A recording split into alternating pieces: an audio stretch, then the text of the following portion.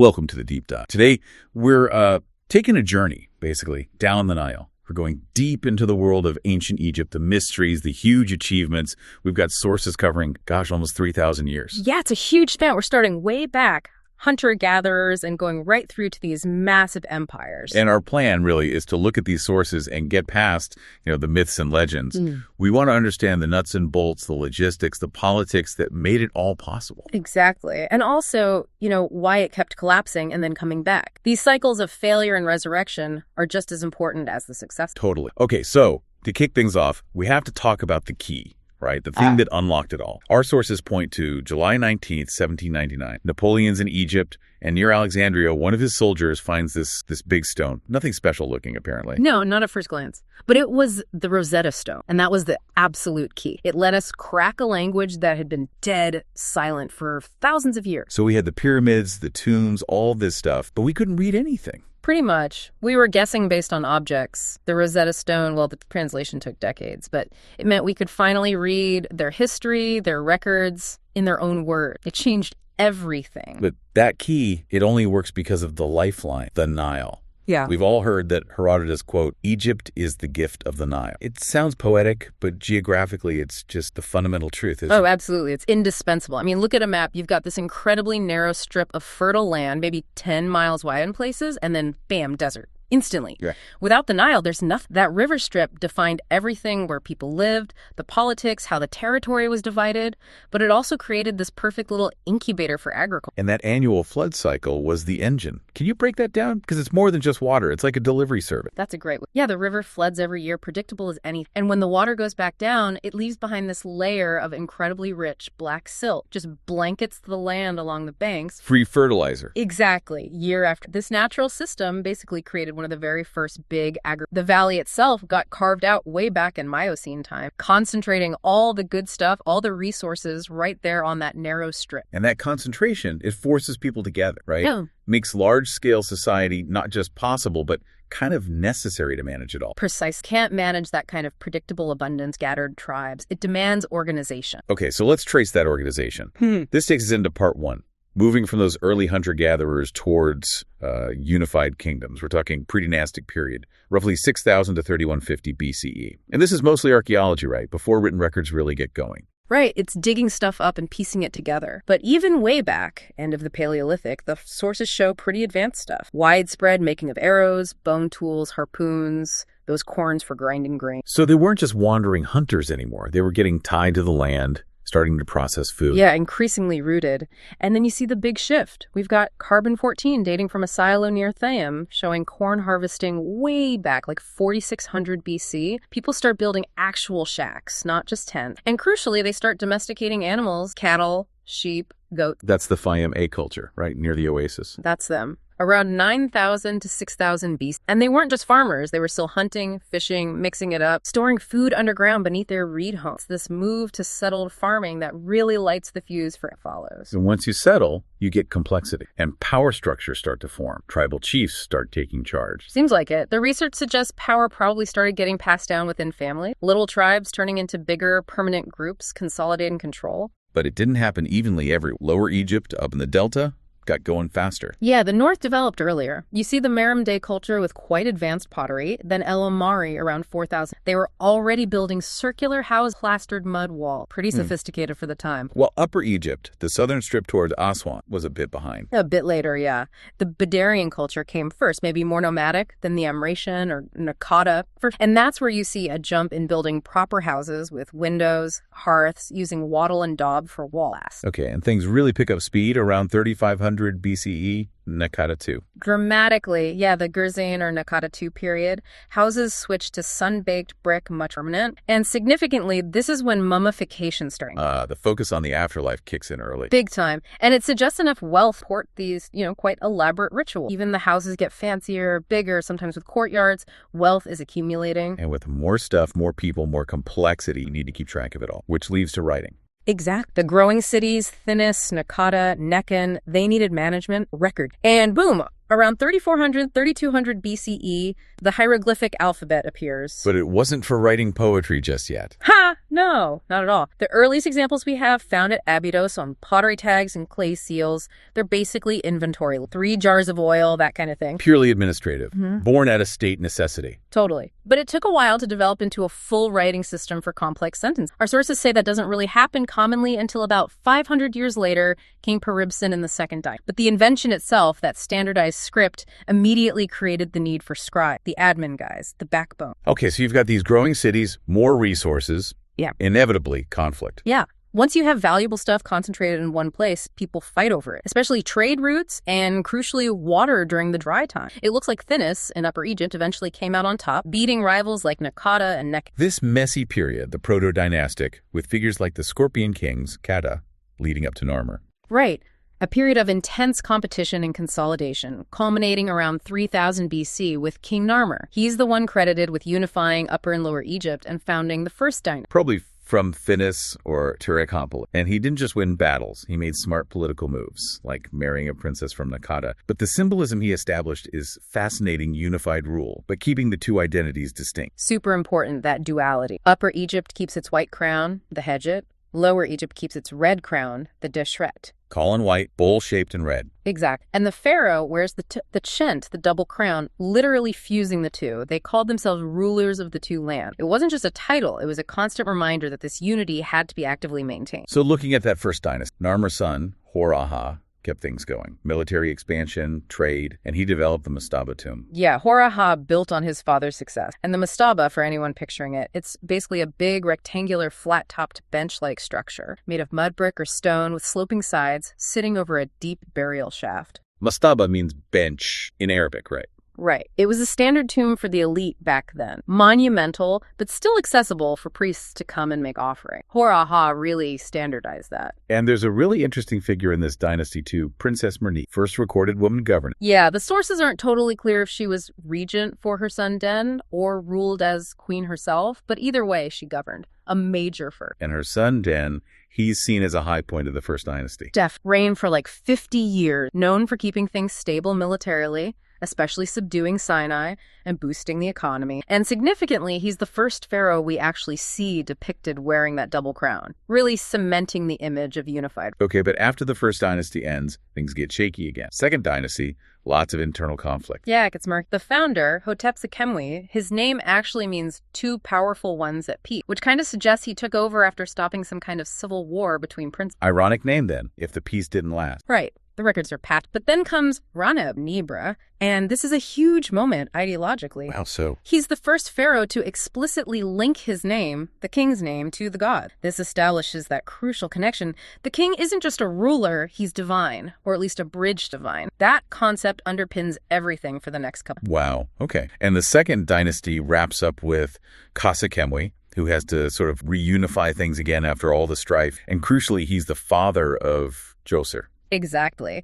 Which brings us nicely into part 2, the age of monumental architecture, the Old Kingdom, dynasties 4, 5, and 6. This is where everything just explodes. Construction, bureaucracy, centralized power, it's pyramid. And it kicks off with the Djoser in the third dynasty. He brings stability, campaigns in Sinai, setting the stage. And the man who makes it happen architecturally is Imhotep. We know him as the architect, but you have to understand, he was everything. Vizier, too, right, like a prime minister. Yeah. Vizier, chief minister, chief of seers, basically head sculptor, head priest. He held all the top jobs. Civil, religious, architect. This concentration of talent and power in one guy is why he later gets deified as a god of medicine linked to Asclepius in Greece. He was an administrative powerhouse. And he designs the step pyramid at Saqqara, 62 meters high, the world's oldest big stone monument still stand. And it wasn't just a bigger tomb, it was a whole new concept, evolving from the mastaba. Literally, it's like 6 mastabas stacked on top of each other, getting smaller as they go up. You can almost see the thought process in stone.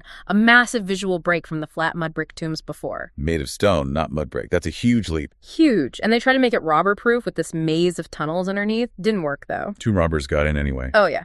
Happened all the time in antiquity. Our sources say only Djoser's foot was ever found in his sarcophagus. Yeah. The foot, wow. Okay, so the step pyramid sets the stage. But the fourth dynasty, under Sneferu, Djoser's successor, that's when they really try to perfect the true smooth-sided pyramid. And Sneferu, he was persistent, Persistent is one word for it. He basically had 3 massive, very public attempts. First, the Maiden Pyramid. It was meant to be the first real, but they made a critical engineering mistake. Yeah, it went wrong. They built the outer casing on sand, not solid rock. The whole thing just sloughed off, collapsed. Imagine the cost, the embarrassment. Yeah, but he didn't give up. Nope. Started again at Dashur. That's the famous bent pyramid. They started building it at a really steep angle, 55 degrees. Partway up, the architects clearly panicked, realized it wasn't stable. So they just changed the angle, mid-build. Yep. Switched to a shallower 43 degrees. That's why it has that distinctive bent look. Another massive failure. Your time's the charm. Finally, the Red Pyramid, also at Dashur, built on solid ground, stable 43-degree angle all the way, about 105 meters tall. That was Egypt's first successful, smooth-sided, true pyramid. It shows incredible determination, but also the immense resources and trial and error involved. And all that learning, all that ambition culminates with Sneferu's son, Khufu, or Cheops, and the Great Pyramid of Giza. The biggest one, the last ancient wonder still standing. The sheer scale of organization is mind-boggling. His vizier, Himiunu, was in charge. Himiunu, yeah, a relative. And the logistics were immense. You know, people talk about construction mysteries, alien, but the sources suggest it was likely just really good engineering and project management using known techniques, ramps, levers, sledges. That's on an unbelievable scale. Exactly. The lack of detailed how-to manuals just mean it was standard practice for them, massively scaled up. The real miracle is the organization required. Khufu himself gets a bit of a mixed press later on, right? The Greeks called him a tyrant. Yeah. Possibly based on later stories, like those in the Westcar Papyrus about cruel. But the archaeological evidence shows a very effective, innovative... He was rich from conquests and trade, especially cedar from Byblos, but he was also an engineer. Absolutely. Our research highlights he built the world's first known dam over at Wadi Garawi, not for a monument, but to manage water for farming and work. That shows a focus on practical infrastructure, not just tombs. Then comes Khafre, second biggest pyramid, and the Great Sphinx. Though there's some debate about who actually built the Sphinx. There is, yeah. Some argue it was his older brother, Jedef, but most evidence leans towards Khafre. The Sphinx lines up perfectly with his pyramid complex, and honestly, the face on that massive stone outcrop looks a lot like Khafre. Carved from one single piece of rock. Incredible. A giant guardian for his complex. Exactly. World's largest monolithic statue. And the era kind of closes out with Menkaure. His pyramid is noticeably smaller. Yeah, significantly smaller. And that's telling, isn't it? What does it signal? It signals that the almost limitless resources and centralized manpower needed for Khufu's Great Pyramid were already starting to dry. The king's absolute command over the entire economy was beginning to fray, even this early. So managing these huge projects needed an incredible bureaucracy. Let's clarify 2 key roles for people. Right.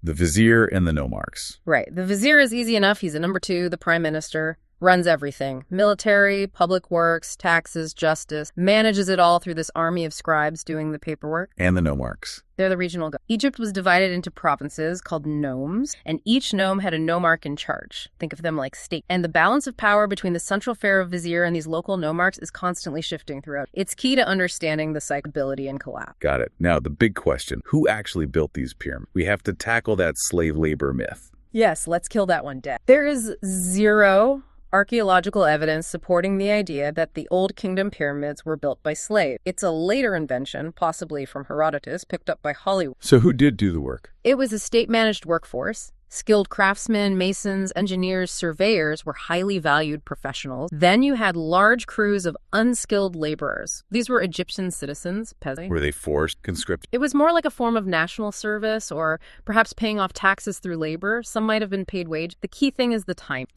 The Nile flood again. Exactly. Every year, the floodwaters covered the farmland for months. Farming was impossible. So what do you do with hundreds of thousands of idle farmers? Put them to work building pyramids. Precise. The state provided food, shelter, and work during the inundation. It was a brilliant system for mobilizing labor when it was available, keeping people fed, and achieving these massive state projects. And it wasn't necessarily a dead-end job. There was upward mobility. For the skilled guys, absolutely. Good stonemasons, painters, carpenters, they were in demand. Well paid, respected. Could definitely improve their social standing. Even brewers were highly regarded, often run by women, by the way. And beer was part of the payment. Oh, yeah. Beer was the staple drink, safer than water off. Workers on the Giza Plateau got daily rations of bread and beer, maybe 3 times a day, according to some records. It was their compensation. What else do we know about daily life back then? Diet, leisure. Diet was mainly bread, beer, vegetables, maybe some fish. Meat was a luxury, expensive, but life wasn't all work. Tomb paintings show leisure activities. They had a form of water jousting, standing on papyrus rafts, trying to knock each other off. Various water jousting. Yep. And a kind of field hockey, gymnastics, rowing competitions. They definitely had ways to unwind. And the afterlife obsession was total. Yeah. You absolutely had to be buried in Egypt. That was the belief. Burial on Egyptian soil with the proper rituals was essential. People went to incredible lengths, transporting bodies long distances if someone died abroad, to ensure they got the right send-off back. Okay, so that's the peak. But things start to shift in the 5th dynasty. The Sun King. Yeah, many of the pharaohs' names start incorporating Ra, or Re, sun god. And this coincides with a subtle but crucial power. King Yuskaf starts building a dedicated temple of the sun at Usir, separate from his own Purimplex. Why is that significant? Because it signals Ra is now being worshipped direct through his own priesthood in his own dedicated temple. It starts to decentralize religious authority away from the pharaoh being the sole intermediary. The priesthood of Ra starts gaining power and independence. And land and wealth. Exactly. Kings like Serher might lead successful expeditions to Punt, bringing back rich, but more and more of that wealth gets channeled into building and maintaining these sun temples and supporting the growing priesthood. It becomes a huge drain on the royal coffers. So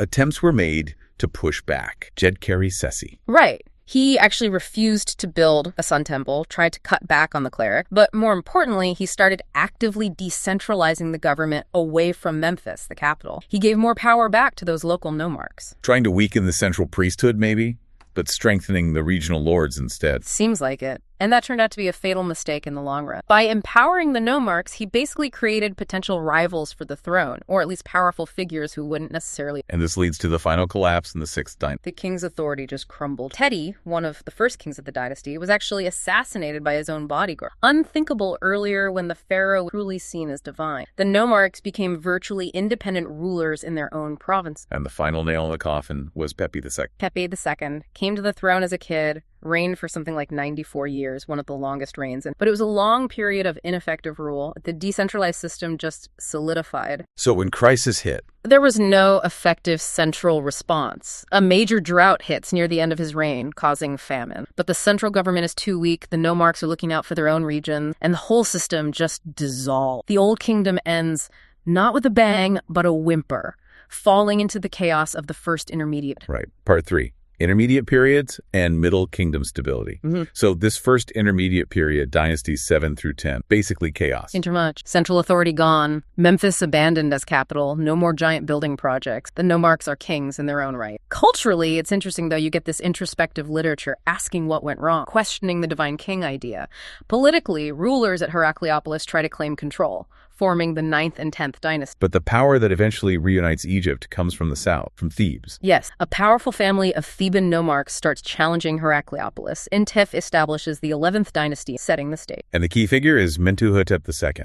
Mentuhotep II. He's the one who finally defeats Heracleopolis, reunifies the two lands again, and kicks off the middle. He was so successful they called him the Second Menes, linking him right back to the original founder. Okay, so the Middle Kingdom, especially the 12th dynasty, is seen as a golden age. But they learned lessons from the Old Kingdom's collapse, right? They governed differently. Oh, definitely. Big-time innovation. Amenemhat I, the founder of the 12th dynasty, moved the capital from Thebes to a new city, Ichtal, probably to break from the powerful Theban family. Smart. And he tackled the nomarch problem. Head on. He restricted their power, reasserted central control over the nomes, and also curbed the power of the priest. He centralized wealth back to the crown, but cleverly allowed regional prosperity a much better balance. And they came up with a really clever political tool. Coregency. The coregency policy. It's brilliant. Purely designed to stop succession crises like the one that ended the Old Kingdom. How did it work? Simple, but effective. The ruling king would officially appoint his chosen successor, usually his son, as his co-ruler while the king was still alive. They'd govern together for a period. So when the old king died, the transfer was seamless? No power vacuum, no competing claimants? Exact. Guaranteed a smooth transition. We see it work well with kings like Amenemhat II and his son Senusret II ruling together. It provided remarkable stability for the 12th dynasty. And stability allowed them to focus on infrastructure, especially water management, nilometers. Yeah, they built these nilometers, basically measuring gauges along the river, often stone columns with mark, to measure the height of the annual flood. Why was that so? It wasn't just for flood prediction, it was a fiscal. The height of the flood directly predicted the success of the harvest. So by measuring the flood, the government could accurately estimate crop yields in advance and set tax levels fairly and efficient. Direct link between engineering and stable finance. Wow. And they undertook huge engineering projects, especially in the Fayum. Massive land reclamation and irrigation projects there. Senusret II really turned the Fayum Oasis into a huge agricultural breadbasket. They built dikes, canals, managed water more. Later, Amenemhat III built a big dam at El Lahoun to control floodwaters and protect farm. Real mastery over the Nile. And they had tools like the shaduf to help? Yeah, the shaduf, that simple lever and bucket device using a counterweight, made lifting water from the river or canals much easier for individual farmers, allowed them to irrigate land further from the riverbank. We see it depicted often in tomb paintings from the period, alongside detailed scenes of grain harvesting. They documented everything. And this era needed strong leaders. Senusret III stands out. Absolutely. Probably the most powerful king of the Middle Kingdom. So successful militarily, especially pushing south into Nubia, expanding borders, building huge forts, that he was actually worshipped as a god during his own life. He really projected power. Domestically and external. He crushed the power of the remaining nomarchs too, reorganizing the administration under direct royal control. The engineering feats continued too. Moving colossal statues. There's that famous tomb scene. Djonisnik's tomb. Yeah, it's incredible. Shows 172 men hauling this massive 6.8-meter tall statue on a giant wooden sled. And the key detail, someone pouring water on the ground in front of the sledge. Lubrication to reduce friction. Exactly. Shows a sophisticated understanding of basic physics and, again, incredible organization of labor. But even this well-oiled machine, the 12th dynasty, eventually faltered. Succession issues again. Yep. Amenemhat I died without a son. The throne passed to his sister, Sobekneferu. Another woman ruling. Indeed. The first confirmed female pharaoh since maybe Mernith way back, but she also died without an heir. And that carefully crafted regency, it failed when there was simply no one suitable to co-rule. The dynasty ended and Egypt slid back ability the second inter. Which brings us to part 4, Empire, Revolution, and Decline. So instability starts right away with the 13th dynasty. They move the capital back to Thebes. Yeah, relocating the capital weakened their grip on the north, the Delta region, and nature abhors a vacuum. Enter the Hyksos. Enter the Hyksos. These were Semitic people, possibly from the Levant. Egyptians called them Hekwakasut, rulers of foreign land. They didn't necessarily invade with a massive army initially. It seems they settled in the eastern delta, around Avaris. So they were immigrants first. Probably. They settled, integrated to some extent, adopted some Egyptian custom, but they were also good traders, militarily savvy perhaps with chariot technology, and they gradually gained economic and political power in the north until they were effectively ruling Lower Egypt as the 15th dynasty. While Thebes still controlled the south. Yes, but Thebes was squeezed. They had the Hyksos kingdom controlling the north and the Mediterranean trade, and down south, the powerful kingdom of Kush, based at Kerma in Nubia, was getting stronger and controlled trade routes from Africa. Thebes was trapped. And eventually, conflict was inevitable. The Hyksos king Apepi challenges the Theban king Sequanratau. Deliberately provoked him, according to the story. Tao marched north, fought the Hyksos, and seems to have died violently in battle. His mummy shows horrific head wounds. Ouch. But his successors kept fighting. His son Kamos took over, famously complained about having to pay tribute to Asiatics in the north and Nubians in the south. He won some victories, but it was his brother, Ahmose I, who finally succeeded. He besieged and captured Avaris, drove the Hyksos rulers out of Egypt completely. And that victory marks the beginning. The new kingdom. Ahmose Siso founds the 18th dynasty. And this isn't just reunification, it's the beginning of the Egyptian empire. Because the Hyksos experience taught them a lesson. A very harsh lesson. They realized they couldn't just defend the Nile Valley. They needed buffer zones, needed to control the surrounding regions. And crucially, they needed a professional standing army equipped with the latest military tech. Like a chariot. Exactly. The Hyksos probably introduced or popularized the horse-drawn war chariot in Egypt. The Egyptians adopted it, mastered it, along with better bronze weapons, and created a permanent professional army capable of projecting power far beyond borders. And they used Thutmose I. Wasted no time. Consolidated power, pushed deep into Nubia again. The sources mention him personally killing the Nubian king in battle and then hanging the body from the prow of his ship as he sailed back. A grim warning. Death, setting the tone for the empire. Then we get Hatshepsut, a really fascinating figure. Started as regent for her step Thutmose III, but then ruled as pharaoh herself. Yes, for about 20 years, and she was incredibly effective. Major building projects, like her spectacular mortuary temple at Deir el-Bahar. She launched a famous, successful trading expedition to the land of Punt, probably somewhere down the Red Sea coast. Kept peace with Nubia. By all accounts, a very successful... But later, pharaohs tried to erase her. Systematically. Thutmose III, once he finally took the throne, and later kings had her name and image chiseled off monuments, her statue smashed. It was likely political, erasing an illegitimate female ruler to solidify the male line, or maybe resentment from Thutmose III, kept waiting, shows the politics still intense. And Thutmose III, once he did rule alone, became the great empire builder. Absolutely. Egypt's Napoleon. He led something like 17 military campaigns in 20 years, pushed Egyptian control further than ever before, deep into Syria and Palestine, across the Euphrates, cemented control over Nubia. His most famous victory was Megiddo. Battle of Megiddo, 1458 BCE. A coalition of Canaanite princes rebelled, led by the king of Kadesh. Thutmose III famously chose a narrow, dangerous mountain pass that his generals advised. High risk, high reward. Exactly. It completely surprised the enemy coalition camped on the plain. He trapped them, besieged Megiddo, won a decisive victory, and established firm Egyptian dominance over the Levant for generations. But even military success couldn't solve the internal power struggle with the priesthood, right? Especially the priests of Amun at Thebes. No, that problem just kept growing. By the reign of Amenhotep III, late 18th dynasty, the Temple of Amun at Karnak was unbelievably wealthy. They owned vast estates, ship mines, arguably more powerful economically than the pharaoh himself. A direct threat to royal authority. Huge threat.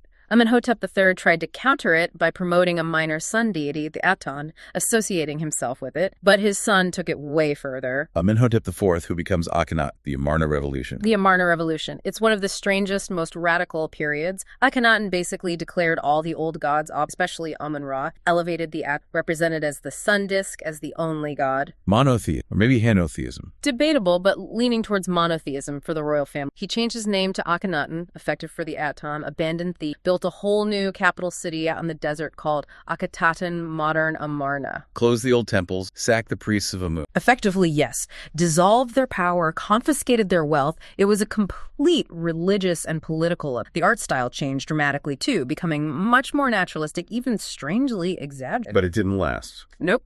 It seems it was deeply unpopular outside the royal court. When Akhenaten died, the whole experiment collapsed almost immediately. His young son, Tutankhaten, quickly changed his name, putting Amun back in his name. Precisely. He abandoned Amarna, moved the capital back to Memphis and Thebes, reopened the old temples, restored the priests of Amun. Traditional systems snapped right back. The Amun priesthood had weathered the storm and won. Okay, fast forward to the 19th dynasty. Ramesses II, the Great. Long reign, massive builder, and known for the Battle of Kadesh. Ramesses the Great, yeah.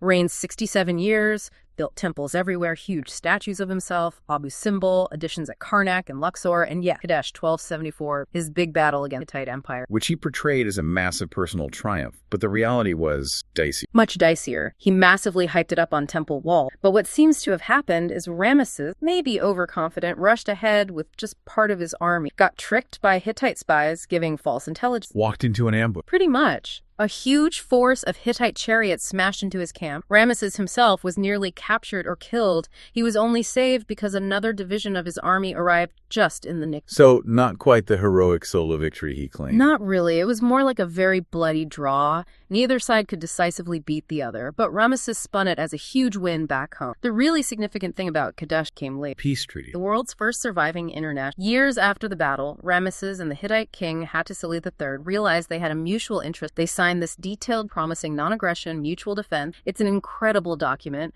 recognizing the limits of military power and a true warrior diplomat, then. Okay, let's move to the 20th dynasty, Ramesses III, the last really strong king of the New Kingdom, facing a new threat. Yeah, Ramesses III had his hands full. The Sea Peoples, this mysterious confederation of groups, maybe from the Aegean, Anatolia, Mediterranean island, were rampaging across the eastern Mediterranean, collapsing empires like the Hittite. And they came for Egypt. Attacking by sea and both. Ramesses III fought them off on land in Syria, but the really decisive battle was naval, fought somewhere in the Nile Delta around 1178 BC. How did he win? Egyptians weren't known as great sailors. He used clever tactics. He knew he couldn't beat them in open water, so he lured their fleet into the mouths of the Nile, where their ships were less maneuverable. He had archers lined up on the banks, raining arrows down. Marines on Egyptian boats boarded the enemy ships. He basically turned it into a land battle fought on water. Setting ships on fire, too. Using archers with flaming arrows, yes, it was a crushing victory. He saved Egypt from the destruction that hit other powers, but came at a mess. The war bankrupted the state. Pretty much.